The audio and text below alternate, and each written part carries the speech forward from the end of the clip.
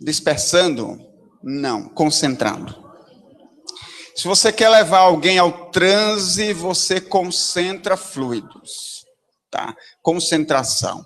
Se numa reunião mediúnica você quer ajudar um médium a ter uma concentração melhor, mais profunda, induzir ele melhor ao transe para facilitar a comunicação do espírito, você vai concentrar fluido nele. Se no final você tem ali um espírito renitente que não quer ir embora, não quer se desligar daquele médium, ou o próprio médium, por inexperiência, às vezes ele não consegue se desvencilhar do espírito e fica ali, o espírito se desprende, vai embora, daqui a pouco volta de novo, aí a gente usa a dispersão. Porque é preciso que se estabeleça uma ligação magnética entre o magnetizador e o sujeito magnetizado, no sonambulismo. Então eu não posso dispersar. Eu tenho que impregnar o sistema dele de fluidos, para que ele se torne receptivo às minhas ideias, às minhas sugestões. Para que eu consiga conduzi-lo, eu tenho que estabelecer uma relação magnética com ele. E se eu disperso, eu estou indo no sentido contrário a tudo isso. Numa reunião mediúnica, na comunicação de um espírito, a ligação entre o espírito e o médium nada mais é do que uma ligação magnética que se estabelece entre os dois. Se eu quero desligar o espírito daquele médium, o mesmo serve nos processos nos processos obsessivos. Se eu quero desligar o espírito do médium, eu tenho que desfazer essas ligações magnéticas com dispersões. Então, se eu quero levar o indivíduo ao estado de sonambulismo, colocá-lo num estado de transe, e que o sonambulismo é um estado de transe profundo, eu preciso impregná-lo com as minhas energias. Então, eu vou fazer concentrações longitudinais, concentrações feitas de forma lenta, da cabeça aos pés, de preferência desse indivíduo. Ativante ou calmante, aí eu não tenho como especificar a que distância a gente deve fazer isso. Geralmente eu utilizo uma meia distância entre ativantes e calmantes, mais ou menos 1,5 palmo de distância do corpo do sonâmbulo, é a minha prática. Assim que eu faço e tem dado resultados. Essa é a única forma de fazer? Não, tem várias outras. Foi a forma que nós escolhemos e a forma que o Deleuze recomendava que ele fazia com os sujeitos sonâmbulos dele. Mas antes de usar essa técnica, a gente usava outra, que a gente foi colher em um livro do Michaelos, Magnetismo Espiritual.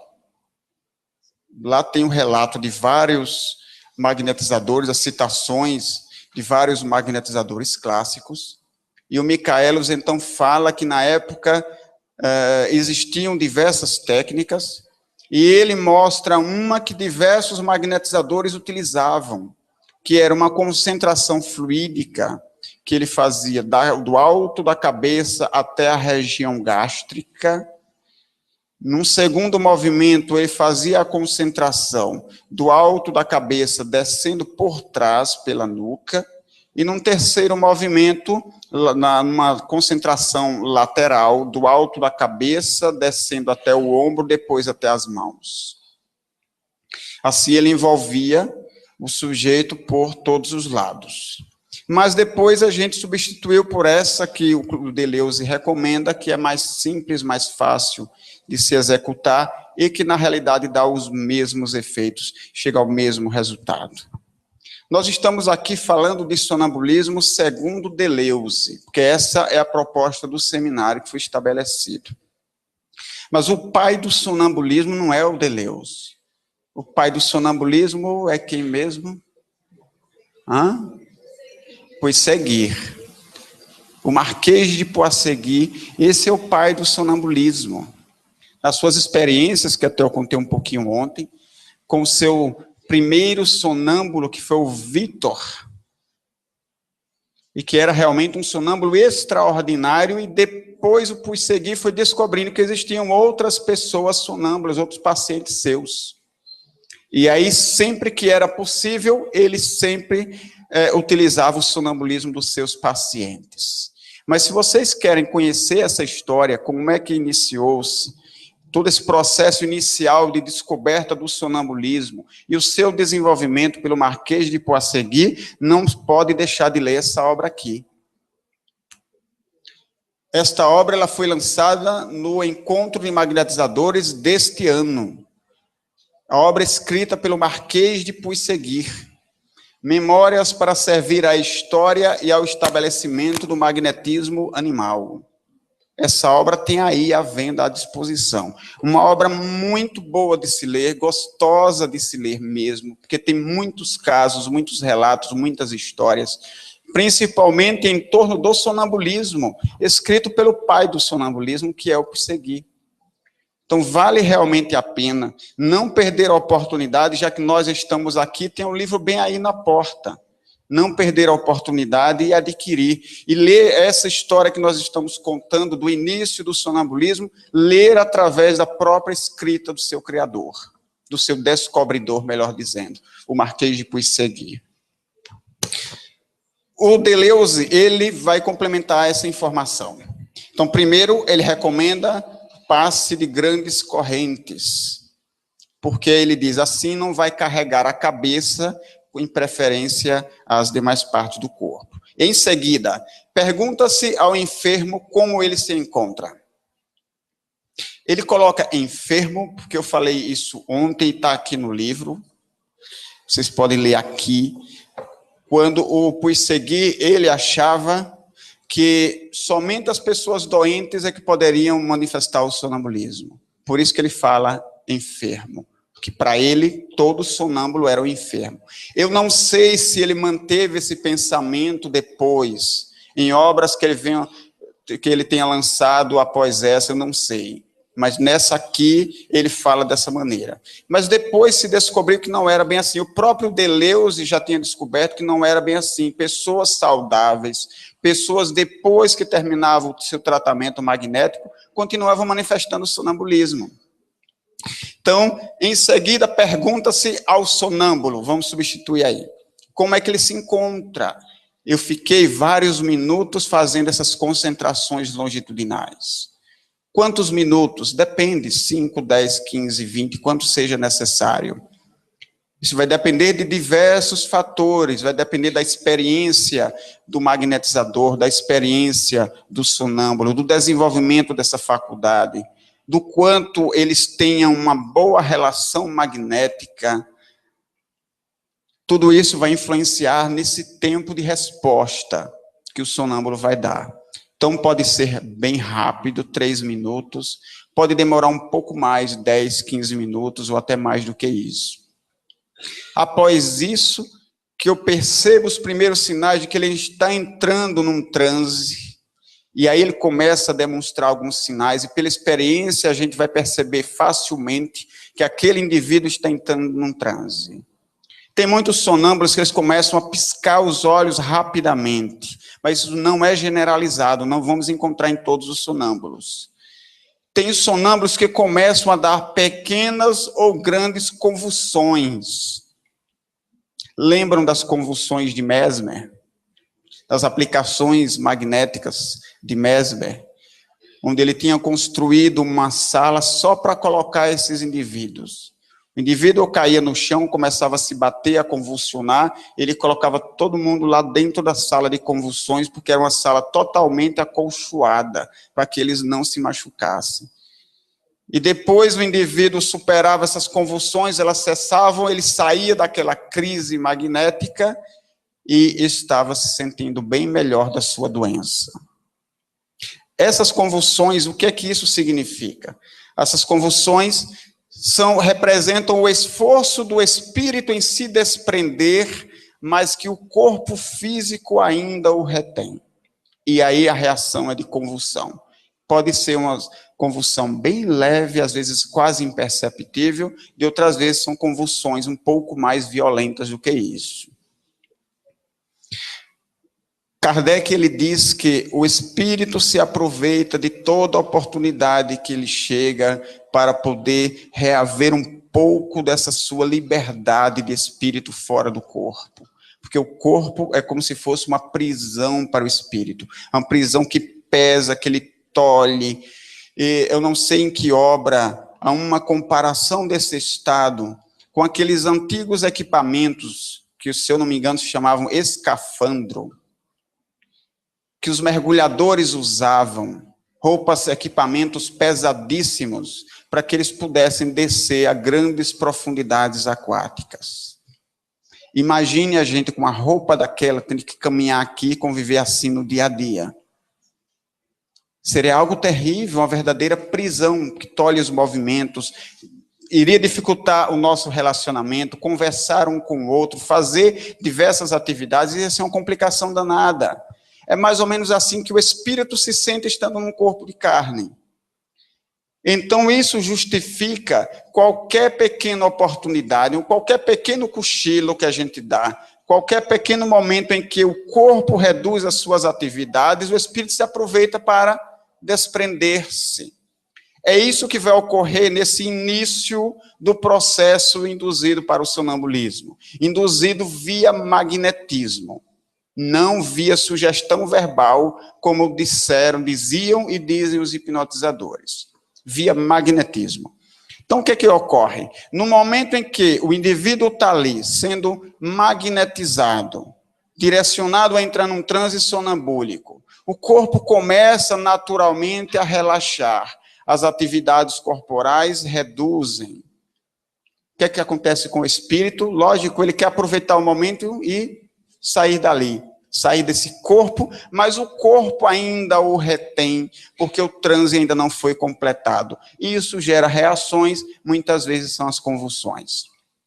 E isso vai nos levar a uma outra coisa. Pessoas que passam por processos de convulsão no dia a dia, que podem ocorrer devido a algum problema neurológico, problemas de ordem realmente física, mas que também podem ser justificados por um processo de emancipação da alma.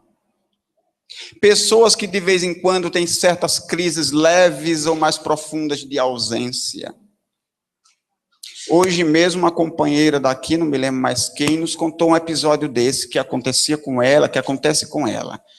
De vez em quando eu tenho certas crises de ausência, eu me sinto como se eu não estivesse ali. Aí você vai no médico, vai no psiquiatra, e você vai tomar remédio. Porque esse é um problema de saúde, é um transtorno mental. E aí você tem que tomar medicamento. Inclusive um psiquiatra espírita, ele fará o mesmo. Infelizmente, a maioria fará o mesmo. Como assim um psiquiatra espírita vai fazer a mesma coisa? Porque ele não se debruçou naquilo que nós já conhecemos a respeito, que está nas obras de Allan Kardec, enfim, nos desenvolvimentos prováveis em torno dessa capacidade do ser humano que é de desprender-se do seu corpo físico para reassumir um pouco de liberdade fora do corpo. Uma companheira, há pouco antes da gente vir para cá, ela estava nos perguntando ali, onde é que eu encontro material para a gente poder estudar sobre transtornos mentais, sobre doenças mentais. Olha, espírita não tem. Material espírita sobre isso não tem. E como Jacó falou ontem à tarde, falta psiquiatras e psicólogos espíritas que queiram pesquisar, escrever e divulgar a respeito. Pessoas que têm uma competência intelectual muito maior do que a minha, porque eu sou apenas estudante de psicologia, não sou profissional da área, mas tem muita gente aí capacitada para isso, para escrever livros, para fazer pesquisas com uma capacidade muito maior, para se debruçar a respeito dessas questões com um olhar espírita. Uma certa vez, encontrando uma companheira espírita, uma amiga, ela foi fazer um tratamento com um psicólogo que era espírita, e o psicólogo disse assim, mas eu sou espírita lá na casa espírita, aqui eu sou psicólogo. A gente vai analisar a teoria da psicologia, aliás, as teorias psicológicas, e a gente vai ver que em muitas situações elas contradizem o que está no Espiritismo. O Espiritismo pensa de um jeito, a psicologia vai pensar de outro. E aí, quem é psicólogo espírita vai ficar com qual teoria? Não, aqui eu acredito nessa, mas quando eu estou aqui eu acredito nessa outra. E isso não somente com relação a essas questões, mas com relação a todas as profissões. Um administrador que é espírita, ele não pode pensar como administrador do mesmo jeito que os demais. Um professor espírita, um médico espírita, um empresário espírita. Ele não pode ter na sua prática diária de profissional funcionando dentro dos mesmos preceitos que as ciências que não são espíritas, que pensam de maneira diferente. Eu não estou falando aqui das questões morais, estou falando das questões técnicas mesmo, intelectuais, das teorias.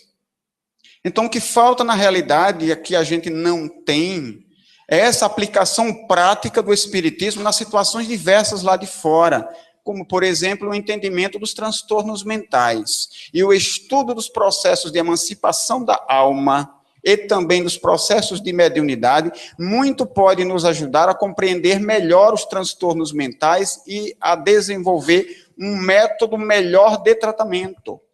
E o que é que nós estamos esperando para começar a fazer isso?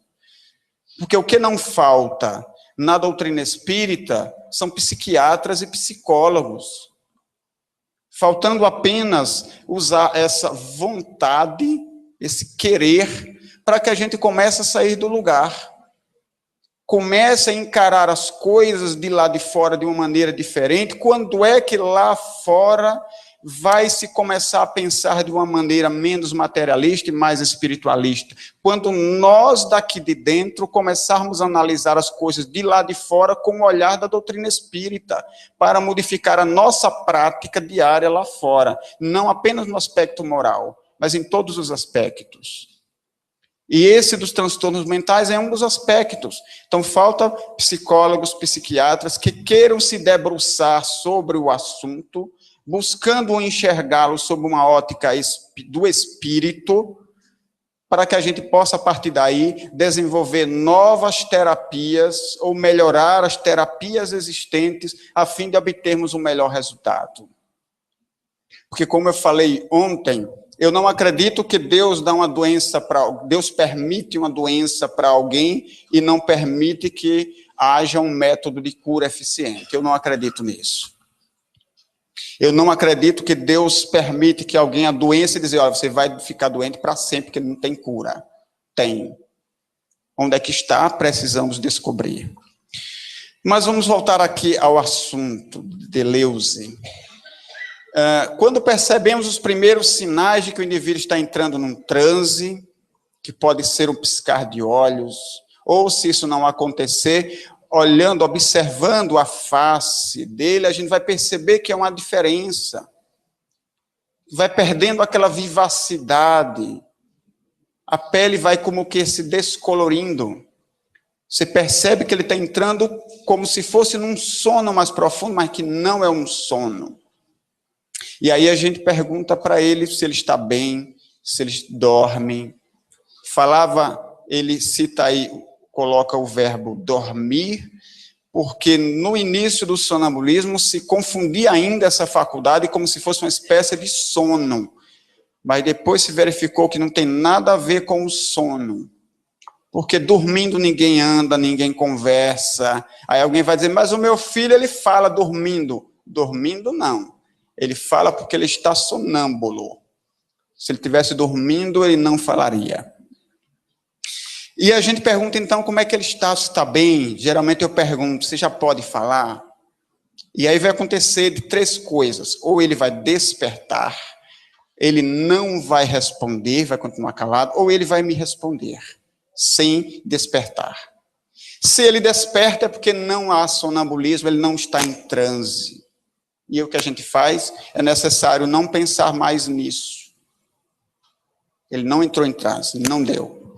Se ele segue dormindo, aí a gente coloca entre aspas, sem contestar, Pode-se supor um princípio de sonambulismo. Ele entrou num transe, mas ele ainda não lhe responde quando você pergunta.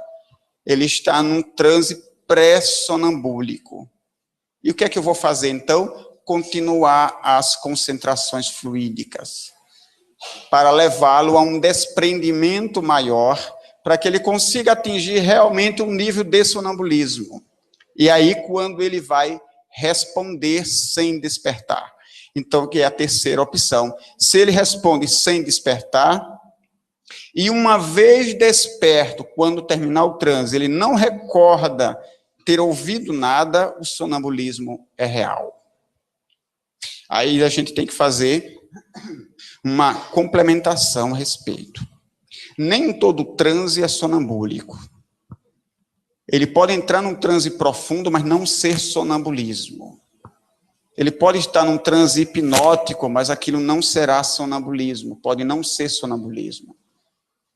Ele pode lhe responder sem despertar, portanto, ele vai estar num transe, mas aquilo pode não ser ainda o sonambulismo. O sonambulismo é um aspecto profundo desse desprendimento.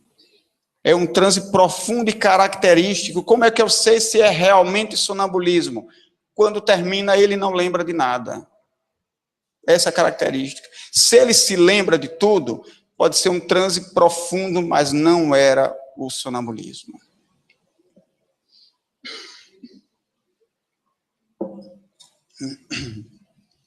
Às vezes a garganta seca, às vezes é de emoção, principalmente por dividir o tempo com nosso companheiro Jacó no seminário, né? Pena que ele não é tão lindo quanto eu. Mas não digam nada, porque ele não sabe disso, tá? Ele não sabe disso. Ele acha ainda que é, né? Ele acha, eu sei que eu sou. Ele acha que é bem diferente. Ele me disse ontem que eu sou o futuro dele, porque quem sabe nas próximas encarnações, né, ele consegue acompanhar a minha beleza. Qual o objetivo do sonambulismo? Vamos lá para a Revista Espírita de Kardec, janeiro de 1866. O desenvolvimento das faculdades intelectuais é algo ainda mais extraordinário. Esse exemplo acho que eu contei ontem, eu não sei porque que voltou o slide para cá, mas vamos lá. Eis uma jovem, uma camponesa analfabeta, que não só se exprime com elegância, com poesia, mas em quem se revela um conhecimento científico sobre coisas que não aprendeu, e circunstância não menos singular. Isto ocorre num estado particular, ao sair do qual tudo é esquecido e volta a ser tão ignorante quanto antes. Entrando nesse estado estático, a lembrança lhe volta com as mesmas faculdades e os mesmos conhecimentos. Para ela são duas existências distintas. Uma onde ela demonstra ignorância, na outra ela demonstra conhecimentos científicos espetaculares. Mas o que a gente quer ressaltar aqui, nesse slide, nesse trecho de Kardec, é o seguinte: buscando lá no Livro dos Espíritos, capítulo 8º da segunda parte do Livro dos Espíritos, capítulo sobre a emancipação da alma. Lá tem a explicação de onde é que saem esses conhecimentos. Ontem eu falei de um. Conhecimentos que vêm de vidas passadas desse sonâmbulo. E que no momento de transe sonambúlico ele consegue acessar essas lembranças lá na memória perispiritual, resgatar e retransmitir. Por que quando a gente está assim desperto, a gente não tem acesso a essas lembranças? Porque o corpo físico interfere. Ele tolhe as nossas capacidades de espírito, portanto, a gente só tem acesso nessa existência às ocorrências dessa existência. Às vezes, por um motivo ou outro, é que a gente consegue ter um acesso a uma vida anterior, a algum detalhe de uma vida anterior. Mas no momento de um transe sonambúlico, que é um transe profundo, o espírito desprendido do corpo físico, as percepções dele se ampliam. E aquilo que ele consegue captar não vem do seu cérebro físico, vem das suas capacidades de espírito. Por isso que muitas vezes o indivíduo em estado sonambúlico, ele consegue lembrar coisas de suas outras encarnações, com uma relativa facilidade, com relação às vidas dele ou com relação às vidas de uma outra pessoa. Às vezes predizer o futuro, inclusive, como faziam os sonâmbulos nas mãos dos magnetizadores clássicos, do Deleuze, de Puisségui e outros. Quando eles falavam do futuro da própria doença, quando eles diziam, olha, eu vou entrar em crise exatamente daqui a 15 dias, às 8 horas da noite, e realmente acontecia. O meu tratamento ele vai terminar com 3 meses, você precisa usar essa técnica, aquela técnica assim, acolá. E realmente acontecia tudo como ele predizia com relação a esse prognóstico. Então, é uma capacidade que ele tem, mas que o espírito é quem tem. No corpo físico, no estado de vigília, a gente não tem a capacidade para usar essa faculdade que pertence ao espírito. Mas fora do corpo, com uma menor influência desse corpo físico, o espírito tem essa capacidade de ir, ele consegue o acesso a essas memórias. Então, ele consegue falar de assuntos que ele aprendeu em vidas passadas, mas que ele não teve acesso à oportunidade de aprender nesta encarnação. Mas aí, Kardec, ele vai dar uma outra explicação complementar. Às vezes, esses conhecimentos maiores que o sonâmbulo demonstram, vêm de espíritos desencarnados. Que é uma outra possibilidade, uma possibilidade que não anula a primeira. O sonâmbulo ele tem percepções mais avançadas. Ele tem essa capacidade de buscar conhecimentos que ele adquiriu em outras épocas. Mas ele também tem com muita facilidade a capacidade de entrar em contato com espíritos, e esses espíritos podem lhe transmitir assuntos, conhecimentos, que ele vai retransmitir ao seu magnetizador ou a quem esteja ali no ambiente para ouvir. Mas não é uma psicofonia, não é disso que nós estamos falando. Nós estamos falando aqui daquilo que Allan Kardec classificou de mediunidade sonambúlica, que não é psicofonia. Na psicofonia, o espírito fala através do médium. A fala é do espírito. Ele transmite, logicamente, o pensamento, que é transmudado em palavras, que o médium fala, mas o médium fala em primeira pessoa. É o espírito que se expressa através do médium. Então, o espírito vai falar em primeira pessoa. Eu sou fulano de tal. Eu vim aqui para falar para vocês. Isso é uma psicofonia. Na mediunidade sonambúlica, o espírito não se expressa através do médium. Ele se expressa, aliás, pelo sonâmbulo. Ele se expressa ao sonâmbulo. E o sonâmbulo é quem fala para os demais.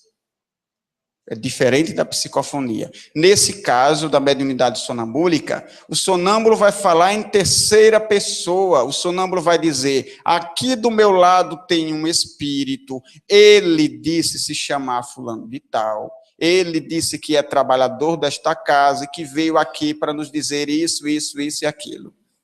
Quem está transmitindo a mensagem é o sonâmbulo. Ele está recebendo do espírito, o espírito está falando para ele, e ele é que está retransmitindo para os demais.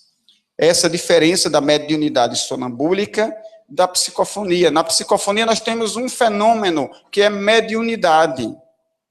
O médium está ali servindo de intermediário do plano espiritual. Na mediunidade sonambúlica nós vamos ter a união de 2 fenômenos, sonambulismo e mediunidade. Sonambulismo, porque o sonâmbulo não está num transe mediúnico, ele está num transe sonambúlico. É mediunidade, porque o que ele está comunicando não lhe pertence, pertence a um espírito desencarnado.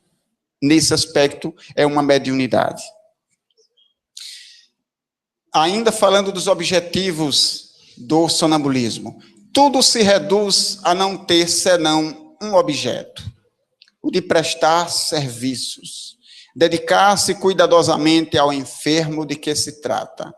Fazer uma completa abnegação de si mesmo. Eximir-se de todo interesse pessoal, de toda vaidade, de toda curiosidade. Isso é muito grave, é muito sério. Na época do Deleuze, dos grandes magnetizadores, só existiam duas possibilidades de uso para o sonambulismo. Ou a de ajudar nos tratamentos, seja dele próprio, que fosse sonâmbulo, seja o sonâmbulo auxiliar como orientações para o tratamento de terceiros. Ou então, a segunda possibilidade seria usar o sonambulismo para espetáculos públicos. E isso se fez muito na época. Muitos magnetizadores e sonâmbulos se perderam seguindo por este caminho. Os grandes magnetizadores, como Deleuze, Puisségui, Dupotet, Lafontaine e tantos outros, todos eles, sem exceção, falam desse objetivo principal do sonambulismo: ajudar as pessoas a curar as suas doenças. Já que quem lidava com o sonâmbulo era um magnetizador, e que esse magnetizador utilizaria o seu magnetismo para curar, então esse mesmo magnetizador que iria lidar com sonâmbulos teria que conduzir esse sonambulismo para o objetivo unicamente da cura das doenças, do alívio aos enfermos, às dores da humanidade. Todos eles falam da mesma coisa. Hoje nós conseguimos enxergar outros objetivos tão nobres ou quase tão nobres.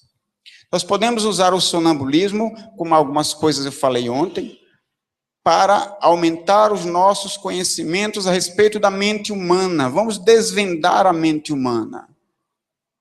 O que há por trás desse corpo carnal? Vamos entender a respeito dessas capacidades do ser humano, para que nós possamos aprender a melhor utilizar essas capacidades que todos nós temos. Isso é um objetivo que é útil. Duas palavras que Kardec usa com relação ao sonambulismo. A prática do sonambulismo tem que ser séria e útil.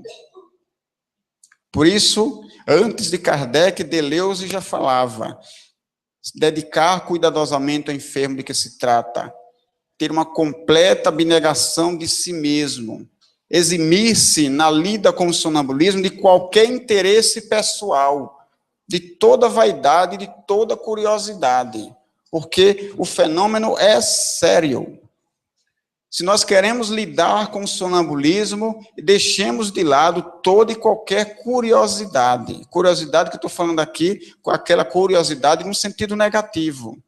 Porque há uma curiosidade positiva que nos leva a buscar, com interesse maior. E nós ficamos curiosos em conhecer aquele universo, a nos desenvolver dentro daquele universo, a explorar o universo do sonambulismo, o que é uma curiosidade sadia. Mas nós devemos deixar de lado qualquer interesse de curiosidade apenas. Eu quero ver porque é algo interessante, eu quero mexer com o fenômeno realmente é muito interessante, é fantástico. A capacidade que nós carregamos na nossa mente é simplesmente uma coisa fantástica e inexplorada. Mas nós temos essa ferramenta, que é o sonambulismo, que pode ser utilizada dessa maneira, desde que a finalidade não seja pessoal, seja séria, que tenha utilidade positiva para outras pessoas. Aí sim nós estaremos no caminho certo. O estudo da reencarnação que se pode fazer através do sonambulismo. O Hermínio Miranda, ele dizia que tinha muita vontade, isso está em algum dos seus livros, que ele tinha muita vontade de ainda ver, de surgir pessoas que se interessassem em estudar fatos históricos, polêmicos ou discordantes, através do uso do sonambulismo. Encontrar pessoas que viveram em determinadas épocas da história da humanidade, que vivenciaram certos trechos da história, os quais hoje trazem certas dúvidas e polêmicas de como é que realmente aconteceram. E se a gente conseguir descobrir um indivíduo que vivenciou aquela parte da história, e que se nós conseguirmos colocar ele num transe profundo de sonambulismo, fazer ele retornar sua mente até aquela época, para que ele possa esclarecer as dúvidas, já que ele viveu aquele episódio, para que ele possa esclarecer os historiadores modernos. Seria uma das possibilidades sérias do sonambulismo, porque é algo útil. Recompor a história através daquele que está aqui hoje, mas que realmente viveu naquela época. E por aí vai as grandes possibilidades que o sonambulismo nos oferece e que nós, lidando com ele, nós podemos ir descobrindo. Que precauções nós devemos ter com relação à prática do sonambulismo? Deleuze diz: afastareis todas as testemunhas inúteis, todos os curiosos e, em especial, os incrédulos.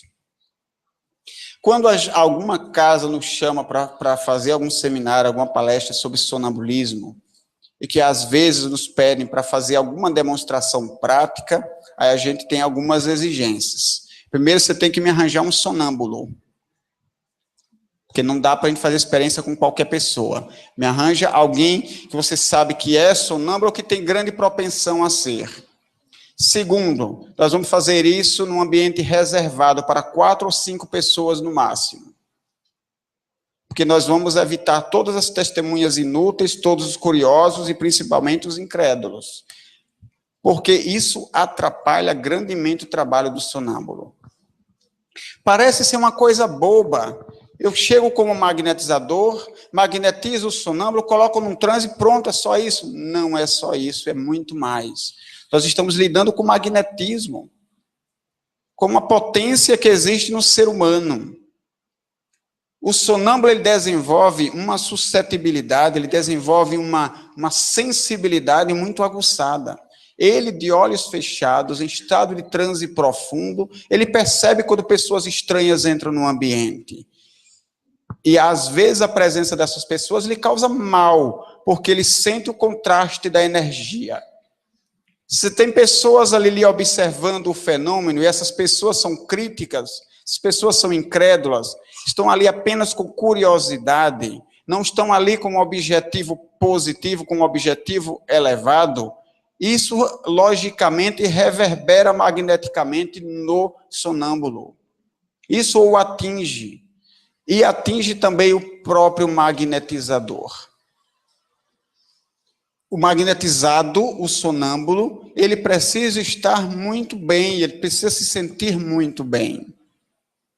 Mas ele é muito sensível às emanações magnéticas do ambiente, porque isso faz parte do fenômeno do magnetismo.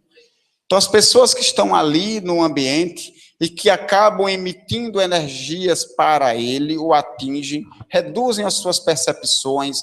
O sonâmbulo dá trabalho para entrar em transe, tem dificuldades para entrar em transe. E quando entra em transe, são reduzidas as suas percepções, as suas capacidades de espírito que está ali buscando expressar o fenômeno proveniente do espírito, é reduzida essa capacidade, ou seja, é prejudicado o fenômeno como um todo.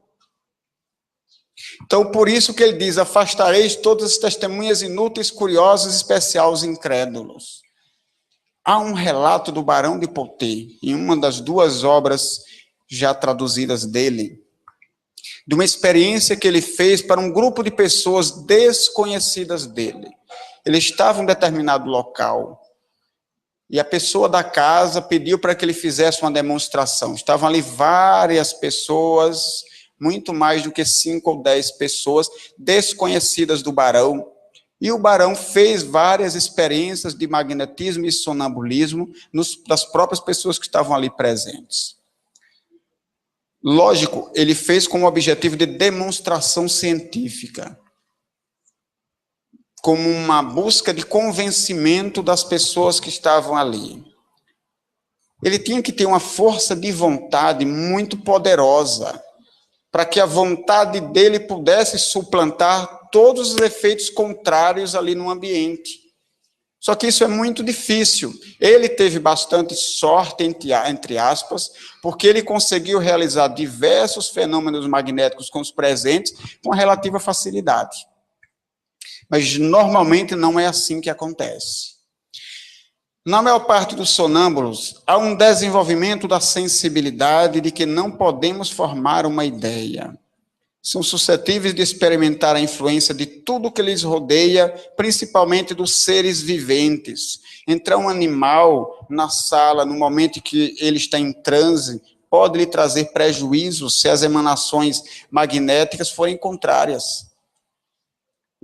O magnetizado, ele pode perceber essa energia diferente que está adentrando o ambiente e aquilo lhe prejudicar nas suas percepções, no seu transe. Trazer, inclusive, sofrimentos psíquicos, que podem, depois que ele sair do transe, lhe trazer algum desconforto, algum mal-estar físico. Com Deleuze ainda. O sonambulismo não produz jamais a menor perturbação, enquanto não se abuse dele.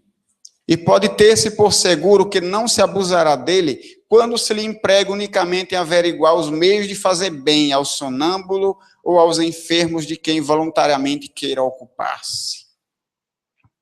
Fora disso, desse objetivo útil e sério que Kardec aponta, se pode trazer perturbações para esse sonâmbulo. Mas ele não vai produzir jamais perturbação, desde que não se abuse dele.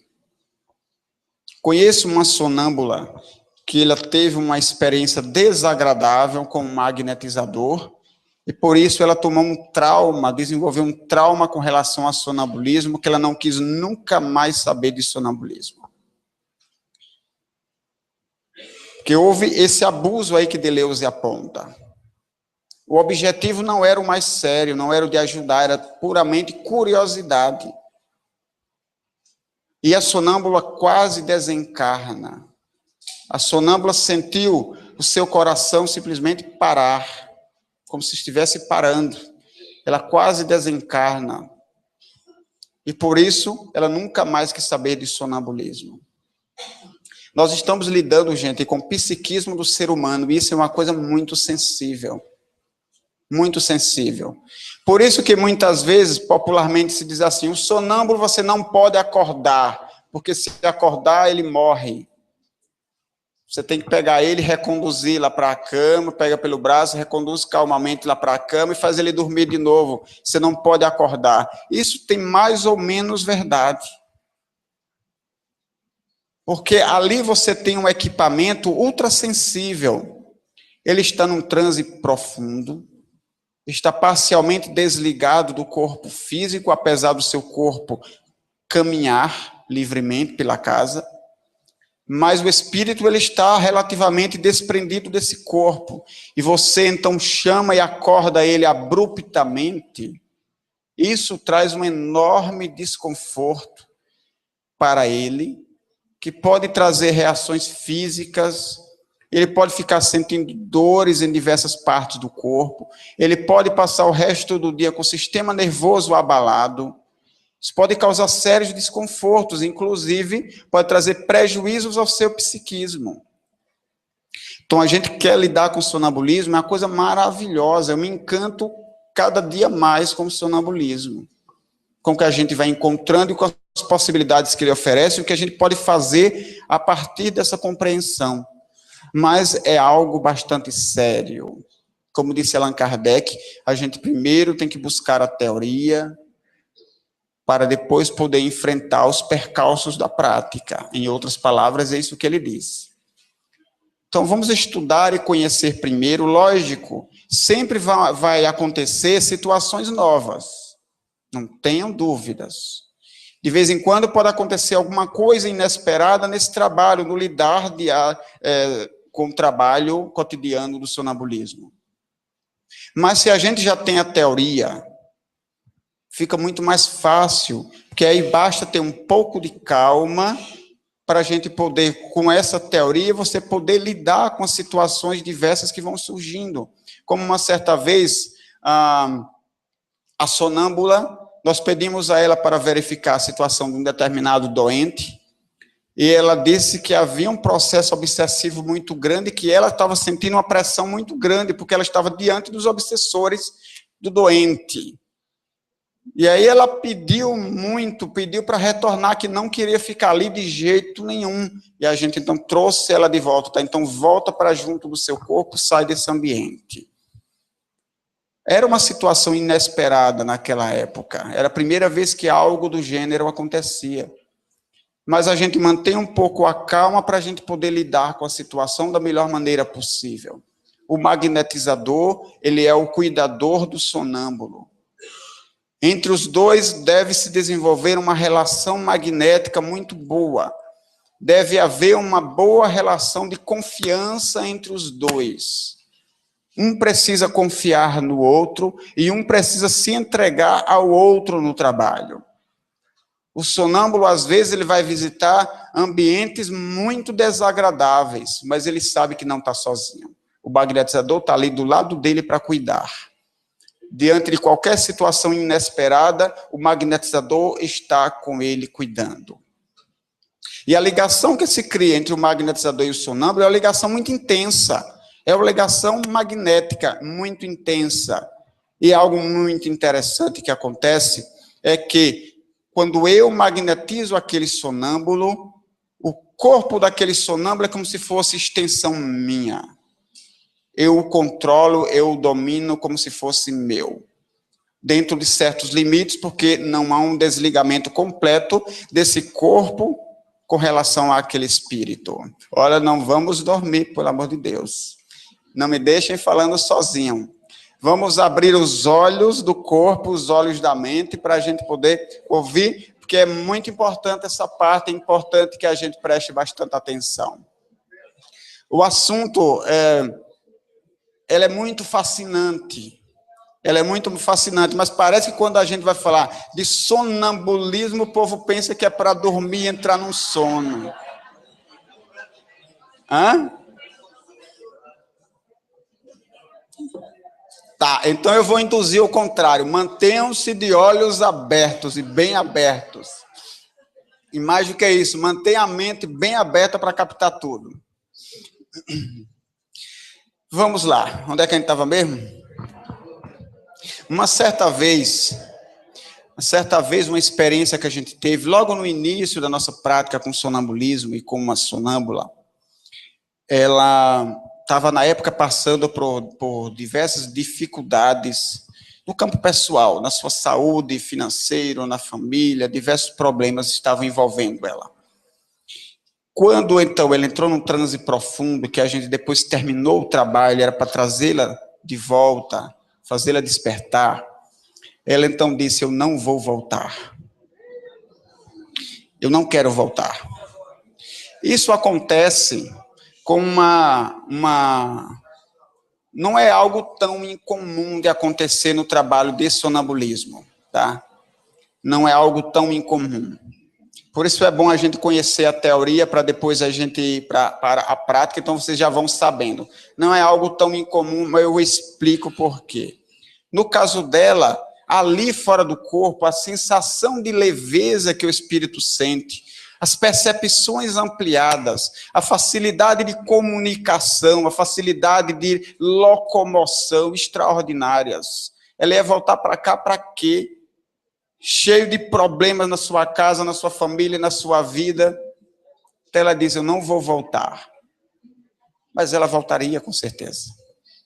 Ela voltaria porque esses laços magnéticos não se desfazem assim com tanta facilidade. São laços muito fortes, que prendem o espírito ao corpo, ainda mais nela que era bem jovem.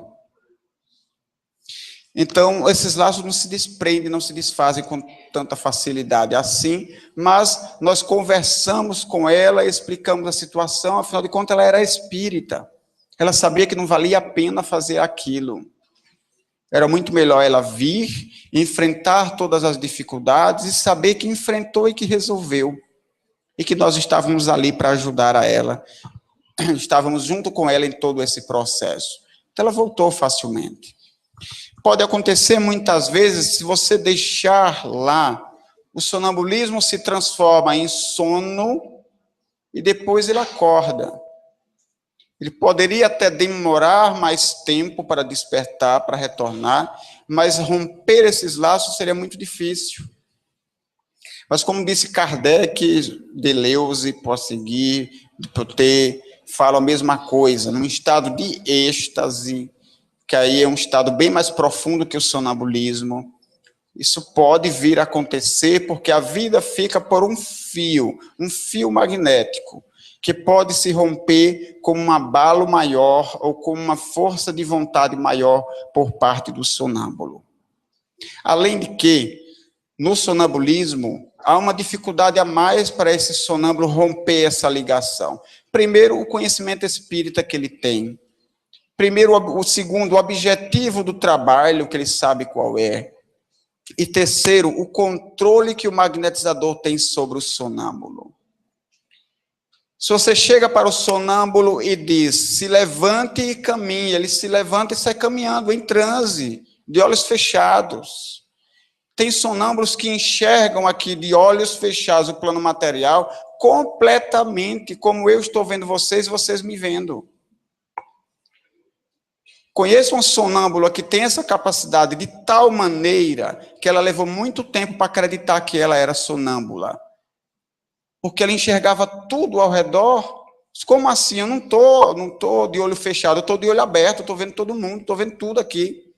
Não, você está de olho fechado. Não, eu estou de olho aberto, estou vendo tudo. Você está de olho fechado. É o espírito que está enxergando, não é através dos olhos que o seu olho está fechado. Ela levou bastante tempo para entender que ela estava em estado de sonambulismo e o que ela conseguia enxergar do ambiente material não era através dos olhos físicos. Era a percepção do próprio espírito fora do corpo. Hoje ela sabe disso. Não se deve perder de vista, e aí já é Kardec dizendo, que nesse estado de excessiva suscetibilidade, a menor comoção pode ser funesta. A alma, feliz por estar desprendida do corpo, a este se prende apenas por um fio que um nada pode romper para sempre. Em casos semelhantes, experiências feitas sem cautela podem matar. Aqui Kardec está se referindo ao êxtase, não é ao sonambulismo. Mas é sempre bom se ter bastante cuidado. Essa cautela, ela é muito importante em todos os sentidos, em qualquer espécie de transe. A hipnose, hoje, ela está bastante desenvolvida. Existem diversas técnicas diferentes que foram desenvolvidas ao longo do tempo, ao longo do século XX e agora também do século XXI. Técnicas para se colocar o indivíduo em estado de transe. Diversas abordagens psicológicas foram desenvolvidas nas últimas décadas, utilizando a hipnose para tratamentos, para retirar dores, para tratar questões físicas ou principalmente questões psicológicas, usando a hipnose. E aí na hipnose você vai desde um transe mais leve possível, de um simples relaxamento, até um transe mais profundo, num estado de êxtase. E mesmo nesses estados mais superficiais, é isso que eu quero dizer, nos estados mais superficiais, a mente dele está suscetível à sua, a do hipnotizador, a do magnetizador. Por isso que é preciso muito cuidado, aquilo que você vai pensar como magnetizador e o que vai falar para ele. Porque isso vai ficar registrado na mente dele e ele pode, mesmo que inconscientemente, involuntariamente, fazer o que você está dizendo, o que você está pensando. Porque o próprio pensamento do magnetizador afeta o magnetizado. Se o magnetizador, se ele está ansioso, se o magnetizador está triste, está preocupado, se ele está com raiva do sonâmbulo, tudo isso afeta o trabalho do sonambulismo. Porque ele vai impregnar o sonâmbulo com as suas energias. E essas suas energias tomam as suas características íntimas no momento. Se você está ali fazendo o trabalho como sonâmbulo e está pensando nos seus problemas de casa, é esse fluido que vai impregnar ele que vai dificultar o trabalho. Vai dificultar as percepções do sonâmbulo, que podem truncar as informações que ele vai lhe fornecer. Se você está fazendo um trabalho e está telepaticamente aqui emitindo um outro tipo de coisa, de pensamento para o sonâmbulo, ele pode captar e pode executar. durante o transe ou depois do transe. A hipnose, ela usa muito disso. Uma pessoa, melhor dizendo, algumas semanas atrás, um espírito chegou para nós na reunião mediúnica e disse assim: não diga a fulano de tal, esse fulano de tal é um paciente nosso em tratamento com tendências suicidas. Não diga a ele que ele tem força. Não reforce nele essa ideia de que ele é forte, de que ele pode, de que ele tem força, porque ele pode usar isso para o suicídio. Olha, mesmo sem precisar colocar ele em transe, só eu falando com ele em estado de desperto mesmo, em estado de vigília. Se eu digo para ele, mas você é uma pessoa forte, você é capaz de superar tudo isso, você pode fazer. Ele pode acreditar nessa força e num momento de crise, essa força vai servir para o suicídio. Imagine ele num estado de transe. O que eu não posso pensar, se quer dizer, ou mesmo dizer para ele. O indivíduo em estado de sonambulismo, ele é mais suscetível ainda. Quanto mais profundo o transe, mais ele vai ficar suscetível ao magnetizador. O magnetizador tem que tomar cuidado das coisas que vai falar para ele, o que vai pensar naquele momento, que o sonâmbulo ele capta. Alguns captam literalmente o pensamento do magnetizador. Alguns executam ações que o magnetizador lhe pede apenas mentalmente, ele lê e executa.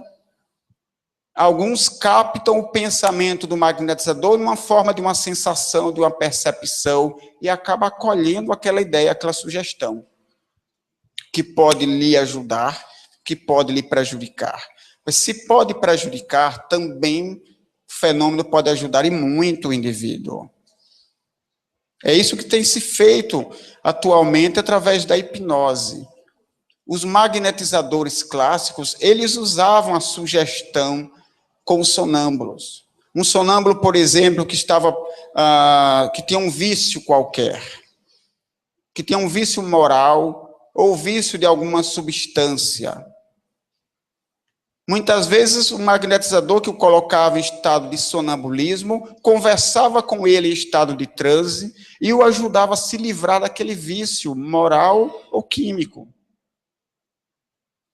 Porque ele estava mais suscetível naquele momento. Você estava não só conversando diretamente com ele, espírito, e aí a mensagem vai diretamente para o espírito. E também porque o magnetizador tem essa ascendência magnética sobre ele. O que você diz para o seu sonâmbulo, ele faz com muito mais facilidade, ou ele obedece, ou ele entende, ele absorve com muito mais facilidade do que quando desperto.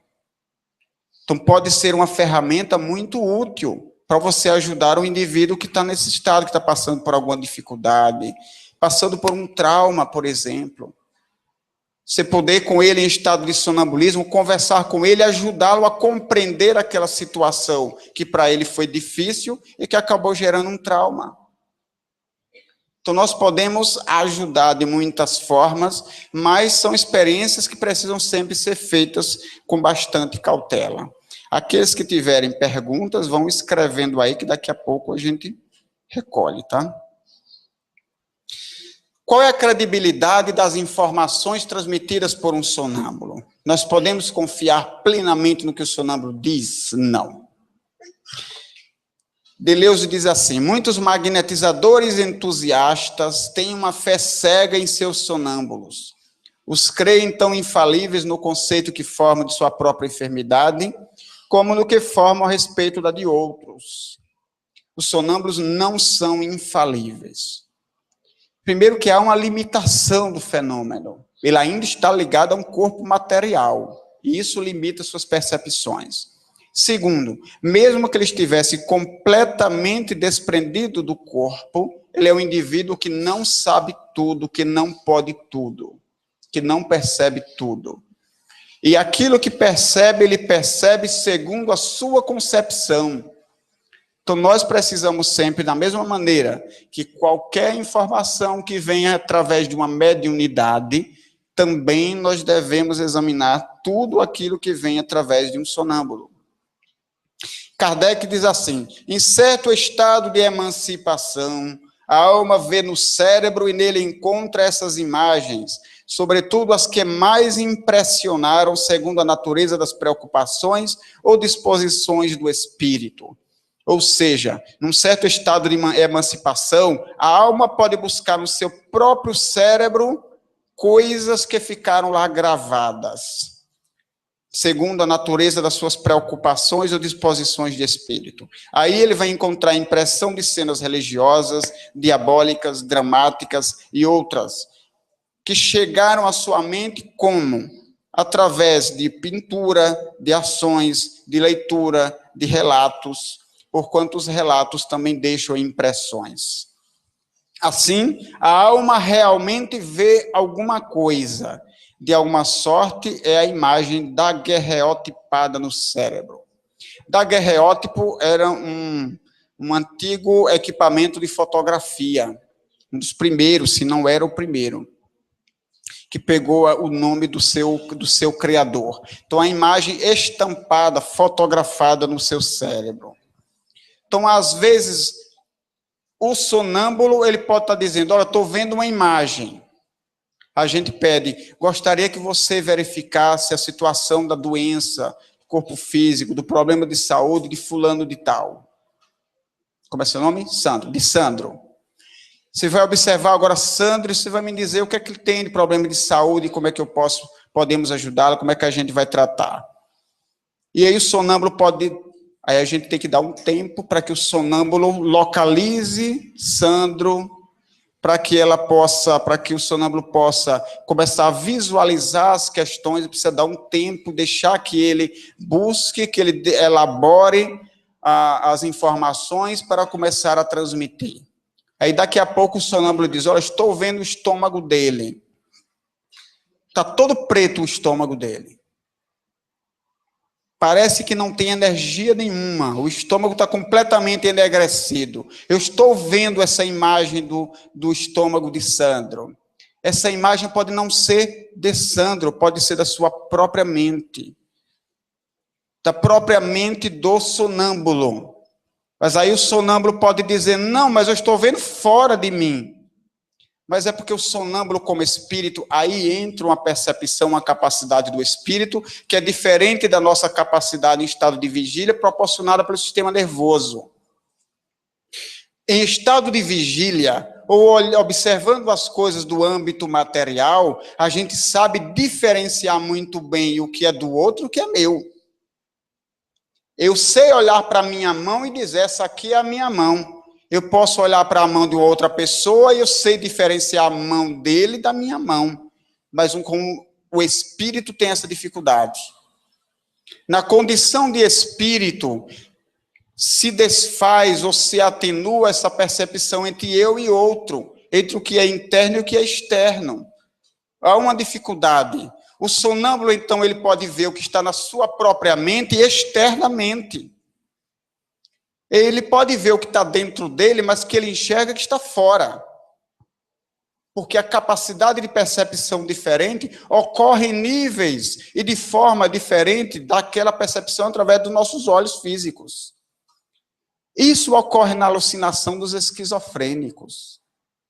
Daí porque as pessoas com esquizofrenia têm tanta dificuldade em aceitar que têm alucinações. Ele vai dizer, mas é real, eu estou vendo, a pessoa está aqui do meu lado. Mas essa imagem que ele vê do lado dele é uma imagem que está dentro dele, porque ele não está vendo pelos olhos físicos, mas como espírito.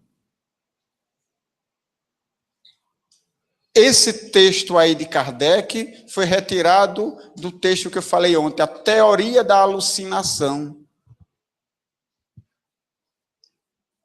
Então, o sonâmbulo, ele pode enxergar algo que lhe pertence e ele interpretar como ele está enxergando essa imagem fora dele, ele achar que é realmente do doente e não ser. Como ele pode também misturar imagens de fora com as de dentro. que para ele as imagens de dentro vão estar fora e vão ser muito reais. Deleuze continua: para que um sonâmbulo julgue perfeitamente o estado de um enfermo, para que ele não caia nessas armadilhas da sua própria mente, é preciso que se identifique de algum modo com ele. Essa identificação é uma espécie de relação fluídica, de relação magnética que precisa se estabelecer entre o sonâmbulo e o doente que ele vai investigar. Quanto mais o doente tiver uma relação magnética com o sonâmbulo, mais facilmente o sonâmbulo vai conseguir investigar a situação desse doente. Às vezes as pessoas pedem: verifique o meu filho, o meu marido, o meu pai que está doente, verifique lá através do sonambulismo. Isso é quase impossível. Porque o sonâmbulo não conhece a pessoa, não tem qualquer tipo de relação, não tem uma relação magnética. Os sonâmbulos, como é que eles faziam? Eles pegavam um objeto da pessoa, de preferência e melhor ainda, uma parte do corpo da pessoa, uma mecha de cabelo, por exemplo. Porque esse cabelo vai estar impregnado com a energia magnética do doente. Essa energia magnética do doente vai entrar em contato com o sonâmbulo. E aí vai ser mais fácil o sonâmbulo verificar esse problema. Ou melhor ainda, como geralmente os sonâmbulos faziam, com o doente presente. E o sonâmbulo segurando a mão ou tocando uma parte do corpo desse doente. Aí a relação magnética é muito melhor, porque é direta. O doente está ali estabelecendo uma ligação magnética. Aí fica bem mais fácil se fazer a investigação e as informações se tornam mais precisas e mais desenvolvidas. Sendo assim, o motivo que determina identificar-se com um ser que sofre não pode ser mais que o sentimento da compaixão, o amor ao bem, que supõe esquecimento de si mesmo, cuja pureza deve alterar necessariamente o interesse pessoal. Se o sonâmbulo quer desenvolver percepções melhores, mais desenvolvidas, mais precisas, menos sujeitas a truncagens, aí ele precisa desenvolver esses sentimentos positivos que está aí, que não é fácil. Mas quanto mais ele conseguir desenvolver esses sentimentos, melhor. Ele vai passar por cima dos seus interesses pessoais em benefício do outro. E esse objetivo elevado que ele estabelece nesse momento, isso vai fazer com que ele trabalhe de maneira mais perfeita. Compaixão, amor ao bem, esquecimento de si mesmo.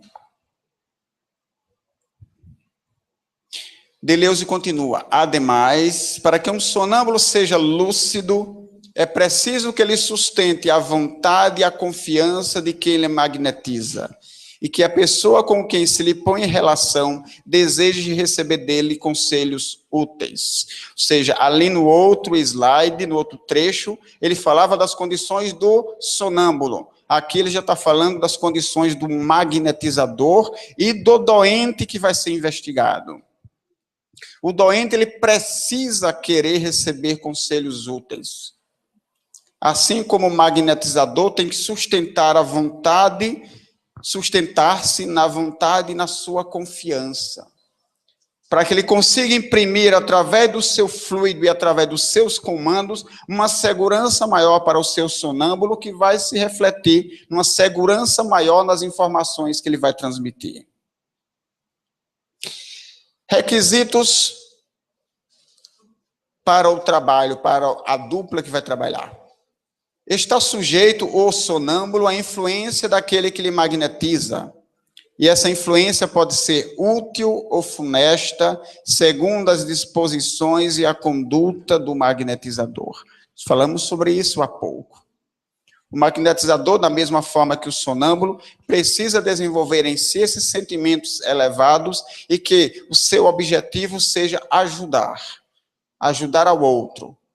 Seja usando o sonambulismo para a investigação das enfermidades, seja usando o sonambulismo com outro objetivo também positivo, um objetivo intelectual, de desenvolvimento de conhecimentos, mas que o seu objetivo seja o de ajudar aos outros.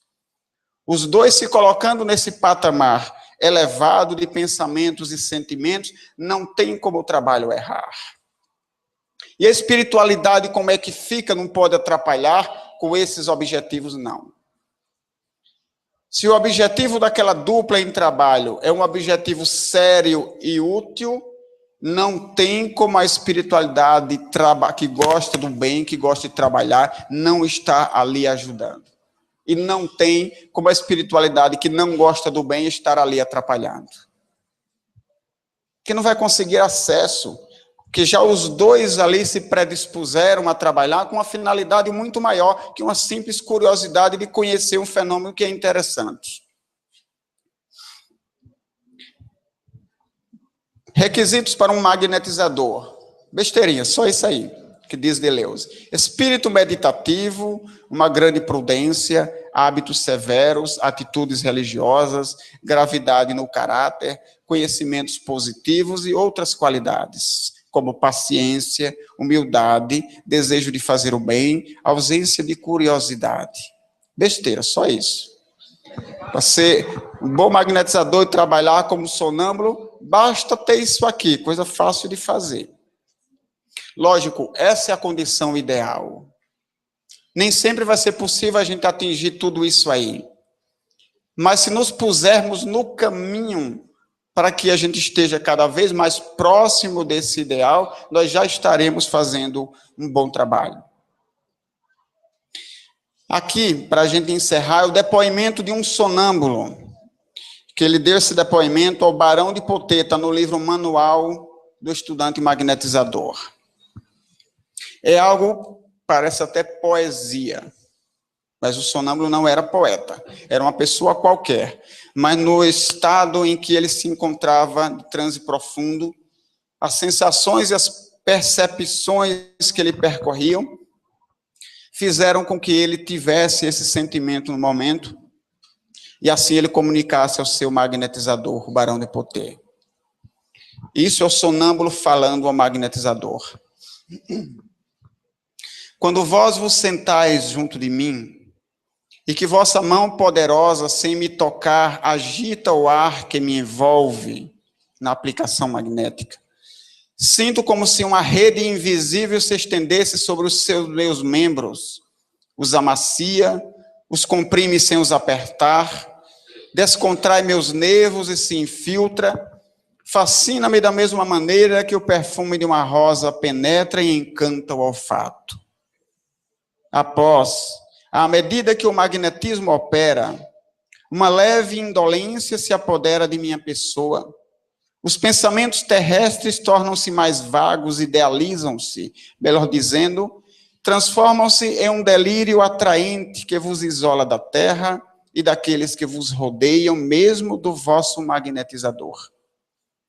É o estado mais delicioso entre os que um ser humano pode se encontrar. Não é o sono, não é o sonho, e, no entanto, ele contém um e outro. Enfim, Senhor, quanto vos direi? Muito tempo depois que partistes, sinto ainda este doce bem-estar, este encantador langor que me mantém acorrentado à minha poltrona, faz-me desejar e amar a solidão. Eu não sou, nem eu, nem vós, nem ninguém, nem deste mundo, nem fora deste mundo, mas no todo da divindade que me criou, da qual minha alma experimenta todos estes efeitos mágicos. Os dois eus que existem em nós, como diz Stern, o eu terrestre desaparece sob o eu celeste.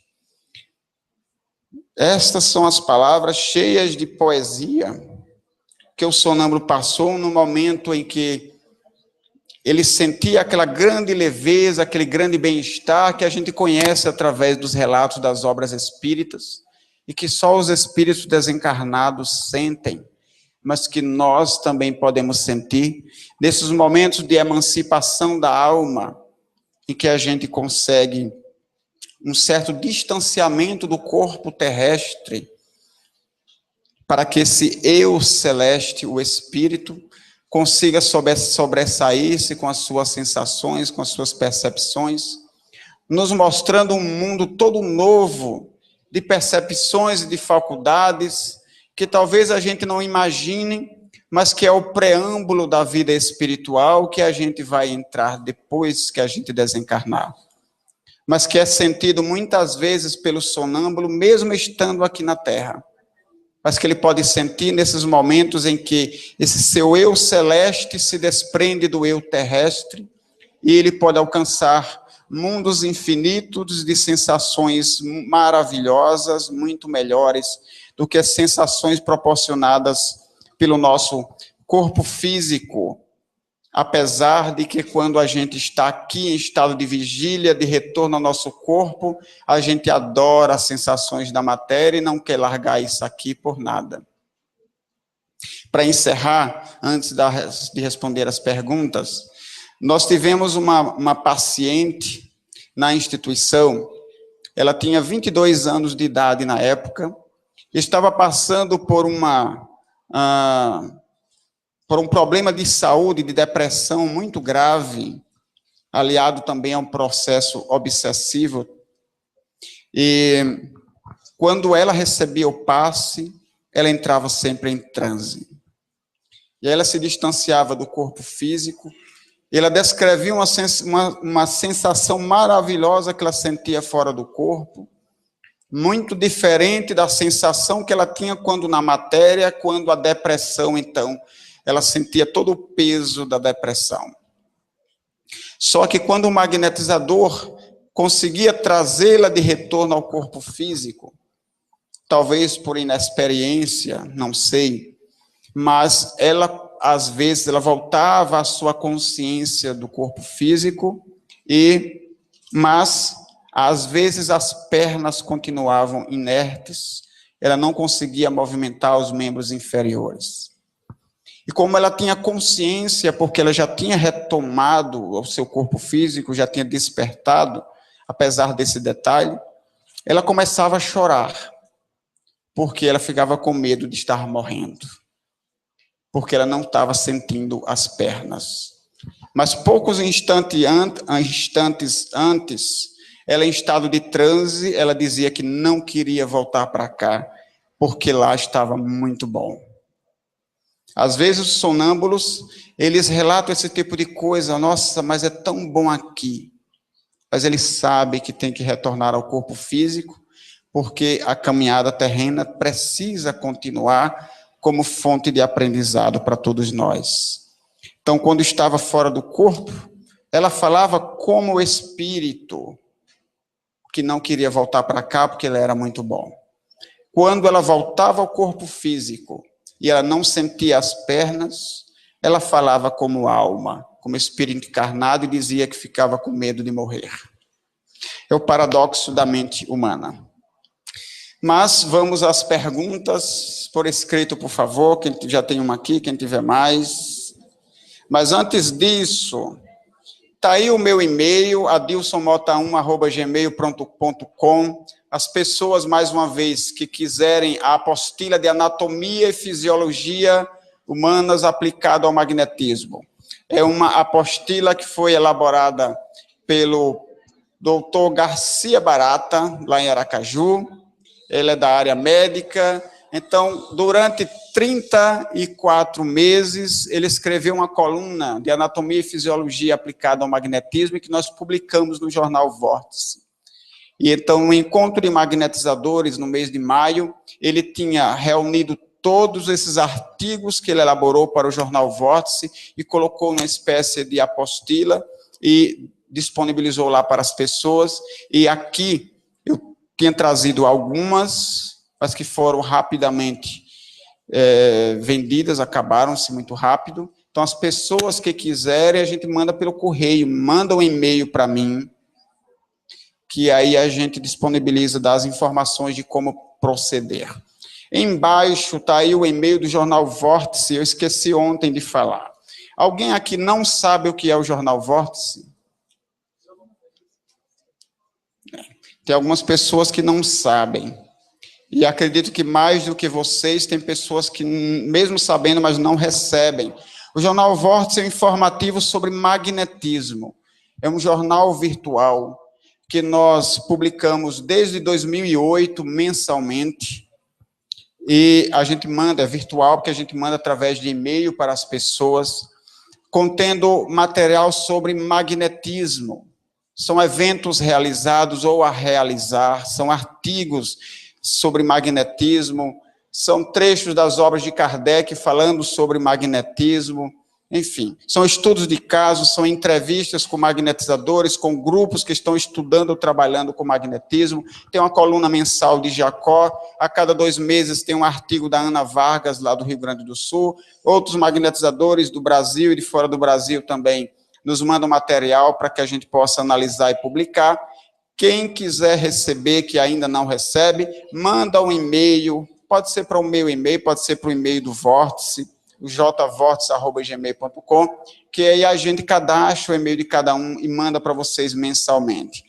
Quem quiser acessar esses jornais, entra no site do Jacó.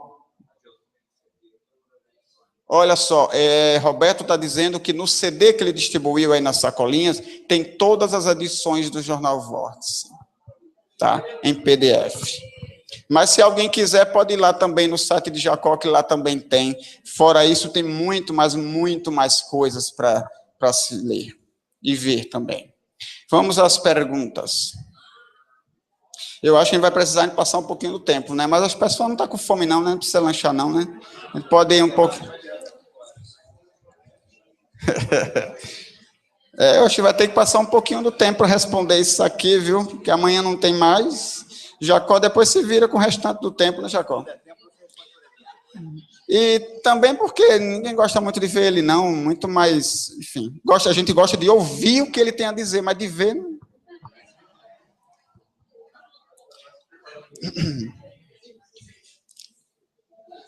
Alguém colocou assim: muito tempo depois que partistes, reticência. Isso aqui é um trechinho de um dos slides, não é? Só não me lembro de qual. O que significa? O magnetizador não deve ficar junto até o final do processo? Ah, tá. É isso aqui, né? Muito tempo depois que partiste, ou seja, terminou o estado de transe, ele já voltou à consciência física, já despertou, o magnetizador já foi para casa, ele às vezes ainda continua sentindo aquele doce bem-estar, como ele fala aí. O encantador langor que eu mantenho ali ainda na poltrona, desejando e amando a solidão. Ou seja, as sensações que ele estava sentindo, ele pode ainda continuar sentindo mesmo depois do transe. Foi isso que ele quis dizer. Quais são as diferenças distintas entre sonambulismo, dupla vista e êxtase?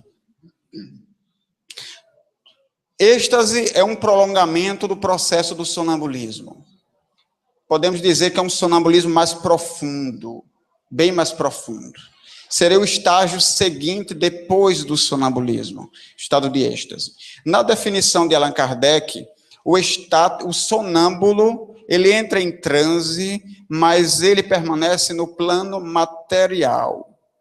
Então, ele pode ir para uma outra cidade, pode entrar na casa de alguém, ele pode se encontrar com espíritos aqui no âmbito material. O estático, ele pode ir a mundos espirituais.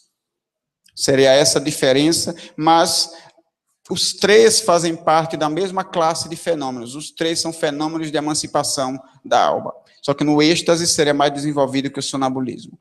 A dupla vista. Todo sonâmbulo tem dupla vista, mas nem toda pessoa que tem dupla vista é sonâmbulo. A pessoa que tem dupla vista, ele tem essa capacidade de dupla visão. Ele consegue enxergar a outra realidade. A própria alma enxerga essa outra realidade, que não é a realidade presenciada pelos olhos físicos, daí o nome dupla vista. E ele faz isso através dos olhos físicos. Ele não precisa fechar os olhos, ele não precisa estar em transe, você não precisa magnetizar, ele faz isso. Então ele enxerga. No encontro de magnetizadores na cidade de Curitiba, foi ano passado, né? ano passado, encontrei lá com uma senhora, ela me disse que há vários anos ela era espírita e há vários anos ela tomava medicamentos psiquiátricos porque ela enxergava duas realidades ao mesmo tempo. Com o olho direito ela enxergava uma realidade, com o olho esquerdo ao mesmo tempo ela enxergava outra realidade. Aí ela veio me procurar e perguntar o que é que eu tenho, mas ela só tem dupla vista. Mas ela toma medicamentos, ou tomava, não sei, há muitos anos, mesmo sendo espírita. Nem ela, nem a casa espírita onde ela trabalha, onde ela frequenta, podiam dizer isso para ela, tinham como dizer isso para ela. Mas o que ela tinha era dupla vista. A dupla vista mais desenvolvida nesse caso. Às vezes a pessoa que tem dupla vista, ele enxerga como se estivesse enxergando através de uma janela que se abre na própria realidade física. Então ele enxerga as duas realidades ao mesmo tempo. De outras vezes, as duas realidades se interpenetram e ele enxerga as duas ao mesmo tempo. Isso é dupla vista. Ele consegue enxergar à distância, consegue enxergar coisas que estão distantes, sem necessariamente entrar num transe. Lógico, o indivíduo não vai estar 100% no corpo, mas o transe, às vezes, é imperceptível. Ele consegue, então, usar essas capacidades do próprio espírito a despeito de estar num corpo físico e sem estar num transe profundo. De outras vezes, a dupla vista ela é rudimentar. É aquele indivíduo que consegue captar as coisas no ar. Está conversando com alguém, mas ele consegue compreender bem além daquilo que está sendo dito. Ele consegue ler nas entrelinhas. Você fala a metade de uma história para ele, mas ele já sabe muito mais de tudo que já está por trás daquela história. Essa pessoa que tem dupla vista. Porque, através da nossa compreensão cerebral, nossa compreensão é limitada. Mas o espírito, ele consegue se comunicar, dar e receber sensações, percepções, estabelecer comunicação com outros espíritos, encarnados ou desencarnados, sem precisar da elaboração do pensamento racional, sem precisar de usar da lógica. Simplesmente se capta o que o outro sente, o que o outro pensa. Então, muitas vezes, a pessoa que tem dupla vista, ela tem essa capacidade. Está conversando com alguém, ela ouve uma coisa, ela ouve 10 palavras, mas ela entende muito mais daquilo que não foi dito, porque seu espírito em relação com aquele outro, que o espírito encarnado, consegue se compreender, consegue se sentir e entender as coisas muito melhor, além daquilo que está sendo dito e presenciado. Um sonâmbulo que conheci entrava em transe, vestia-se e saía. Pegava a condução, mas de repente voltava. A mãe sempre o acompanhava nessas viagens. Voltava o quê? Para casa ou voltava do transe? Voltava para casa, que voltava entre aspas. Então, acredito que seja voltava do transe, né? Pegava a condução, saía porta fora, pegava a condução em estado de transe, lá não sei aonde, saía do estado de transe, e a mãe sempre lhe acompanhava nesses episódios. Era um sonâmbulo real, sim. Era um sonâmbulo natural. Para que essas ocorrências deixem de acontecer assim de forma espontânea, magnetiza ele, se ele quiser, lógico. Estabelece com ele essa condição de magnetizá-lo para que consiga-se, através do magnetismo, levá-lo ao estado de transe sonambúlico, e aí, naturalmente, o sonambulismo natural vai desaparecer, ficando o sonambulismo magnético, que vai ser direcionado para um objetivo edificante. É uma faculdade. E quando em estado natural, ela não serve para muita coisa, a não ser para o trabalho, dar trabalho à mãe, que tem que sair junto com ele, sabe-se lá para onde, porque ele está querendo sair de casa em estado de transe. Então, transformar esse sono, pegar essa faculdade que ele tem, que essa pessoa tem, para utilizar de uma forma produtiva. É como alguém que tem a visão, tem a audição, mas não usa para nada, anda de olho fechado, de ouvidos tampados. Para que serve ter a faculdade que não usa para nada? Transformar o sonambulismo natural em sonambulismo magnético, para que ela possa ter uma finalidade séria e útil. Lógico que aí dá trabalho. Mas aí, se alguém tem algum parente, algum filho, alguém que conhece, precisando transformar esse sonambulismo natural em magnético, procura quem? Roberto. E procura Francisco aqui do GER. Que lá em Aracaju já tem muito. Não vão na onda de Jacó, não. Vão na onda de Jacó, não. Procura Roberto, procura Francisco, que eles dão um jeito. Se eles não quiserem dar um jeito, o dia que eles têm que dar. Mas eles dão um jeito, eles dão. Eu acredito neles, tenho plena certeza que eles dão um jeito aí. Agora vão ter que dar. Eles quiseram fazer o seminário para quê? O sonambulismo pode ser usado em crianças e adolescentes? Se sim, pode ser feita pela mãe ou pai. Vai aqui aquela mesma ressalva com relação à mediunidade. A mediunidade em crianças deve ser desenvolvida? Depende. Depende de um amadurecimento. Ele tem esse amadurecimento para levar a coisa a sério. Porque é sério, não é brincadeira. Para ele fazer de vez em quando com os amigos. É séria. Então, ele tem esse amadurecimento para levar a coisa a sério, com responsabilidade, entendendo os propósitos elevados do fenômeno, buscando desenvolver em si aqueles sentimentos elevados que Deleuze recomenda para que o fenômeno aconteça no melhor nível possível. Se ele tiver, a questão não é a idade, a questão é o amadurecimento, porque vai ter pessoa de 50, 60 anos de idade que não tem esse amadurecimento. E aí não seria muito interessante desenvolver neles uma faculdade que eles não vão usar bem. Há necessidade de profunda relação magnética entre sonâmbulo e magnetizador para dar credibilidade ao que o sonâmbulo vê e fala. Isso é uma pergunta que aqui está como uma afirmação. Não seria mais fácil conversar com o espírito protetor do doente através da psicofonia ou psicografia para ter as informações necessárias a ajudar o doente? Se você tem uma mediunidade, ela também deve ser utilizada. Se você tem sonambulismo, você vai desprezar por quê? Em que sentido a mediunidade é mais importante do que o sonambulismo, se as duas são faculdades da alma? Uma que está apta ao contato com os desencarnados e outra que está apta ao contato com o espírito encarnado. As duas não são provenientes da mesma fonte, as duas não são criação divina. Por que uma é mais importante que a outra? Acredito eu, é um pensamento particular, não significa que toda casa deva desenvolver um trabalho com sonambulismo.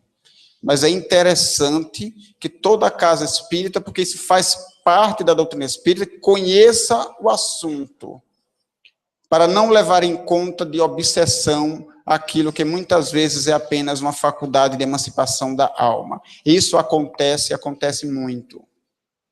Pessoas que têm uma determinada faculdade são confundidas com obsediados. Então, se o indivíduo tem uma boa mediunidade, use-a. Se ele tem a faculdade de sonambulismo, use-a. Porque foi para isso que ela foi criada. Deus não nos criou braços para a gente andar com eles algemados. Deus nos criou pernas para a gente andar, olhos para ver, sonambulismo para utilizar. Você tem algum sonâmbulo em sua instituição que o auxilie nos tratamentos? Nós temos um trabalho, uma reunião sonambúlica, contando com 3 sonâmbulos e 3 magnetizadores. E tem outros sonâmbulos em vista também, que a gente vem ao longo do tempo preparando para podermos mais tarde a gente incluir no trabalho. Nós utilizamos esse trabalho para que eles consigam nos orientar dentro dos tratamentos magnéticos que a gente precisa fazer.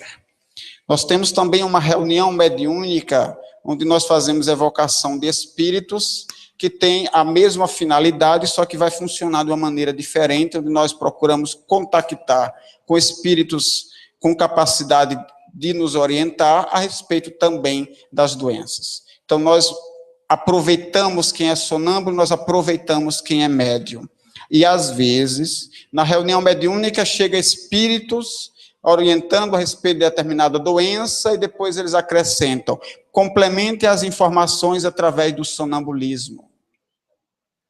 Porque o sonâmbulo, ele vai ver a coisa, ele vai perceber, ele vai entrar em contato com o doente e ele vai relatar a situação dos centros de força, de órgãos físicos, de aspectos emocionais, de aspectos depressivos, de aspectos obsessivos. Ele vai entrar em contato com a realidade daquele doente e vai nos descrever. E muitas vezes eles sentem neles mesmos o que o doente está sentindo. Então, tem determinadas coisas que a gente prefere ver através do sonambulismo, outras através da mediunidade e outras juntando os dois recursos.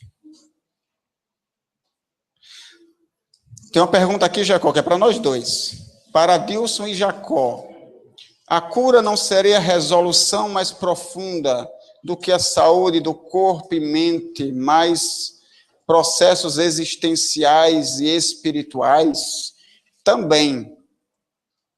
Tem uma frase muito interessante, e aí, Jacó, depois você dá a sua resposta aí, se você quiser vir para cá também, dar agora, também pode. Tem uma frase muito interessante na Revista Espírita, que eu gosto muito de citar. É um artigo do espírito Kahneman. Esse espírito, ele era magnetizador, amigo íntimo de Allan Kardec, transmitia uma comunicação mediúnica que Kardec colocou na Revista Espírita. E tem um trechinho muito interessante que eu gosto muito, quando ele diz assim: o magnetismo aliado ao espiritismo é a chave de abóbada da saúde moral e material da humanidade futura. Olha o tamanho da responsabilidade que ele nos dá. Da saúde da humanidade. Não é das pessoas que procuram o centro espírita. Não é para a gente simplesmente aliviar as dores. É a cura moral e material da humanidade futura. Enquanto o magnetismo, ele vai tratar o físico e o perispiritual, o espiritismo, com suas orientações, vai tratar o espiritual. E aí nós temos o tratamento completo. Por que só tratar um se a gente pode tratar tudo? E como tratar só um se aquilo que acontece em um necessariamente repercute nos outros dois? Tudo que acontece no corpo repercute no perispírito e espírito. O que acontece no perispírito repercute no corpo e no espírito. E o que acontece a nível espiritual repercute no perispírito e no corpo. Por que não podemos tratar tudo ao mesmo tempo? Seria muito mais fácil. Esse trabalho que é feito com o sonambulismo é parecido com o que se faz com a apometria. Aí eu vou pegar as palavras de Jacó, não literalmente. Uma coisa que eu já escutei Jacó dizer várias vezes: a apometria existe no meio espírita porque o meio espírita desprezou o sonambulismo. O sonambulismo faz parte do espiritismo desde a codificação, desde 1857, com o Livro dos Espíritos. E Kardec, antes disso, já conhecia durante 35 anos de teoria e prática magnética. Nós desprezamos o sonambulismo, mas as faculdades, elas continuaram existindo, tinham que ser aproveitadas por alguém de alguma maneira. Surgiu a apometria. Epa, que negócio aqui quer andar. Surgiu a apometria. Tá? Mas não estou aqui a fazer críticas, mas estou aqui a falar de um fato. Como que se deixou isso de lado? Se isso faz parte do próprio espiritismo. E está lá bem grande no Livro dos Espíritos. Todo magnetizador é necessariamente um hipnotizador? Segundo, como diferenciarmos uma pessoa em transe hipnótico e em transe sonambúlico? Não existe hipnose sem magnetismo. Impossível. Não tem como. Tem uma palestra que às vezes eu faço, que eu começo com a seguinte pergunta: o que é que cura? É a fé ou o magnetismo? Aí eu digo: é a fé. Mas como é que a fé cura? Aí a gente começa aí buscando os detalhes. Como é que a fé faz essa cura? Vamos buscando os detalhes, a gente chega no magnetismo. Mesmo quando aquela mulher que tem hemorragia há 12 anos, Jesus nem sabia, nem se deu conta que ela estava por ali. Só depois que ela lhe tocou e ela se sentiu curada. Ela se curou através da fé dela, mas precisou do magnetismo que escapou de Jesus. Aí, às vezes, eu pergunto assim, o que é que cura? É o médico ou o remédio? É o médico que passou o remédio que curou, ou foi o remédio que o médico passou que fez a cura? Ou os dois? Então, não existe hipnose sem magnetismo, porque o hipnotizador, mesmo sem querer, mesmo sem acreditar, mesmo sem prestar atenção, ele acaba doando fluidos. Por isso que, geralmente, a hipnose, ela leva a transes mais superficiais, porque não há uma impregnação magnética direta, de forma intencional, o que seria mais abundante. Mas há indivíduos hipnotizadores que conseguem levar, através da hipnose, pessoas a um transe bem profundo. Mas esses são poucos. Esses são poucos, não são muitos hipnotizadores que fazem isso só com a sugestão verbal, porque ele acaba doando energia, mas muito pequena. E quando ele, aí entra a questão da vontade que a gente falou ontem. Ele quer colocar o outro em transe. Quando ele quer colocar o outro em transe, ele despacha energias em direção ao outro. E ele consegue controlar o outro porque ele tem esse fio de ligação magnética. Quando nos espetáculos públicos hipnotizadores fazem as pessoas lá hipnotizadas realizarem movimentos, fazerem coisas ridículas para divertir a plateia, fazem porque ele consegue conduzir, consegue controlar o outro através desse elemento magnético que está ligando eles dois. O hipnotizador não sabe disso, mas é isso que ele faz. Os magnetizadores, eles levavam indivíduos com mais frequência a um estado de transe profundo, um estado sonambúlico, eles impregnavam voluntariamente o fluido de maneira abundante no outro. Agora, qual é a diferença do fluido que leva ao sonambulismo e o fluido que cura? Nenhuma.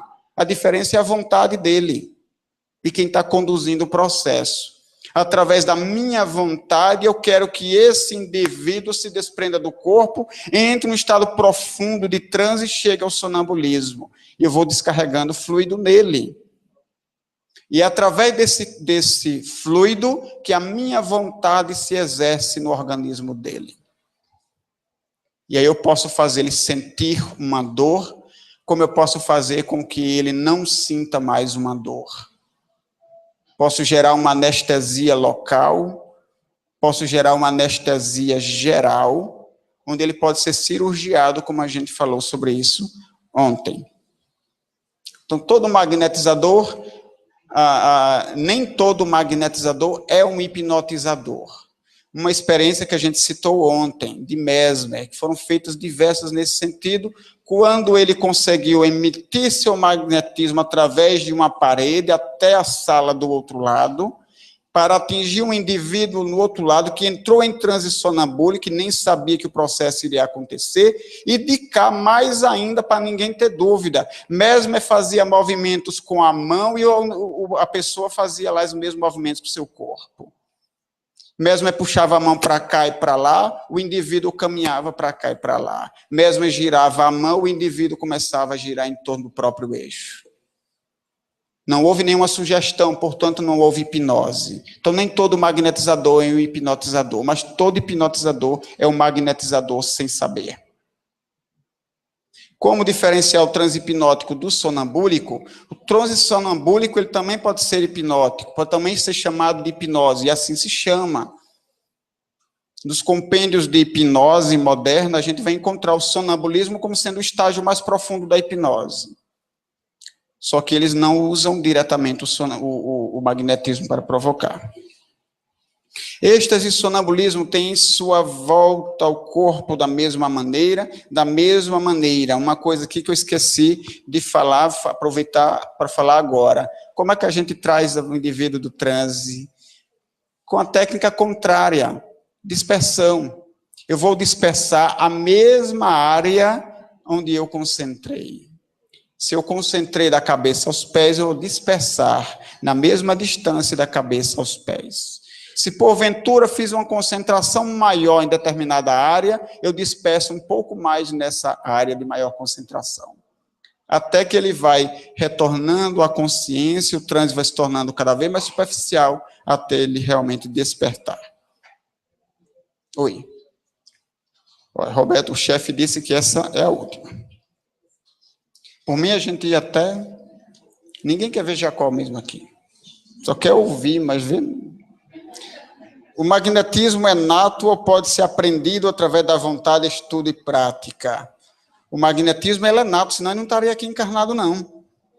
Nós só estamos encarnados porque existe magnetismo, energia vital.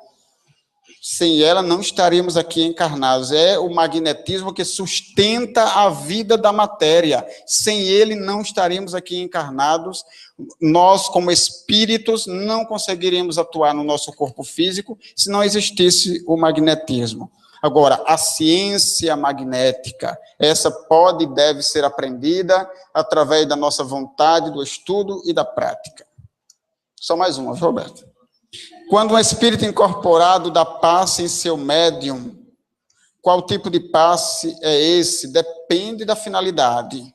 Você pode aplicar passe numa reunião mediúnica para ajudar o espírito, para ajudar o médium. Vai depender da situação. Para ajudar o espírito, você faz naquelas situações em que o espírito está com dificuldade de falar. Às vezes ele tem uma certa dificuldade na região laríngea do seu perispírito, ele tem dificuldade de falar, de se expressar. Às vezes o sofrimento dele é muito grande, ele não consegue se expressar direito. Às vezes um espírito é muito violento, você pode aplicar o passe para atenuar um pouco a passividade do médium, a fim de que ele não demonstre tanta violência. Como você pode aplicar um passe para facilitar o desligamento do espírito na hora que termina a comunicação. Passes dispersivos nessa situação. Passe concentrador quando você quer ajudar a aumentar esse estado de transe. Quando você quer facilitar a comunicação, concentração. Quando você quer desligar o espírito ou reduzir sua atuação sobre o médium, passos dispersivos. Para ajudar o médium, aí tem outras situações. Um médium iniciante, às vezes ele tem dificuldade de conexão com o espírito. O magnetismo concentrador pode ajudar. Isso está no livro dos médiuns. Usar um magnetizador nas reuniões mediúnicas. O magnetizador ele pode tocar no braço do médium para facilitar o desenvolvimento da psicografia. Ou ele pode tocar, por exemplo, nos ombros do médium psicofônico, facilitando a ligação magnética entre espírito e médium, facilitando assim a transmissão da comunicação. Às vezes o médium tem qualquer mal-estar, e aí você vai tratar de acordo com a necessidade. Ou às vezes um espírito que está passando por diversas dificuldades. Quando você quer hipnotizar um espírito, fazendo nele uma regressão de memória, concentração. Você quer tirar ele de algum estado hipnótico que ele se encontra, dispersão. Ou seja, situações são as mais variadas, seja para ajudar um médium ou o espírito comunicante. Quando o espírito incorporado dá passe em outras pessoas, é utilizado o fluido magnético do médium, sem dúvida. Sem dúvida. Ontem tinham coisas caindo, hoje são coisas explodindo. Todo mundo olhou para você, Roberto, não sei por quê. Mas olharam para você, não sei por quê.